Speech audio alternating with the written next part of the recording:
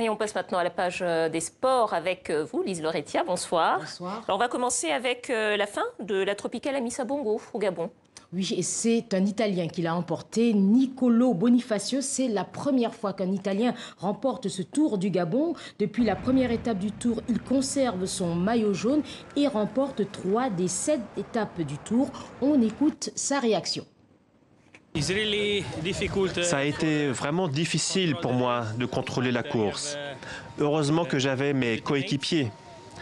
D'ailleurs, je les remercie et je les félicite parce qu'ils m'ont permis de garder mon avance et de remporter cette victoire. Bon, et puis apparemment, le vainqueur de l'étape du jour doit avoir quelques regrets quand même, hein, Lise Laure. Oui, d'une étape qui a été très disputée entre Ngok et Libreville, 133 km. Alors les premiers kilomètres ont été courus à très vive allure, empêchant tout échappé. Puis il y aura une première échappée à 15 km menée par l'Italien Bisolti et deux Maghrébins, Mansouri et Sabahi, aux 30 km contre-attaque du Camerounais Tchenteux. Et finalement, à 11 km de l'arrivée, le peloton va se regrouper. Et comme à OIM jeudi dernier, c'est le Réunionnais Lorenzo Manzin qui va s'imposer au sprint. Mais cette victoire ne va pas lui permettre de rattraper son retard qui était de 16 secondes sur le maillot jaune. Donc à présent, le classement général et le podium donc, de cette 14e édition de la Tropicale Amissa Bongo. Premier en 20h39 secondes et 25 centièmes, Niccolò Bonifacio. Deuxième, Lorenzo Mancio avec 5 centièmes d'écart. Et troisième, l'Allemand André Greppel en 20h39 secondes et 39 centièmes. Alors cette année, il n'y a pas d'Africain sur le podium? Non, il n'y a pas d'Africain. Le premier Africain est 4e et c'est l'Algérien Youssef Reguegui. Bon, voilà. Eh ben, dommage. Très, très dommage. On va passer au foot, Lise Laure. Vous avez des nouvelles, je crois, sur les internationaux africains, sur le mercato des internationaux africains.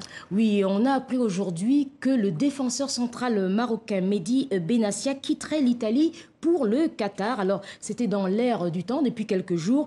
Massimiliano Allegri, son entraîneur et coach à la Juventus, cela affirme hier qu'on ne peut pas évidemment garder un joueur qui veut partir. Alors, il irait à Al Douaï au Qatar et percevrait un salaire net de 5 millions d'euros par saison.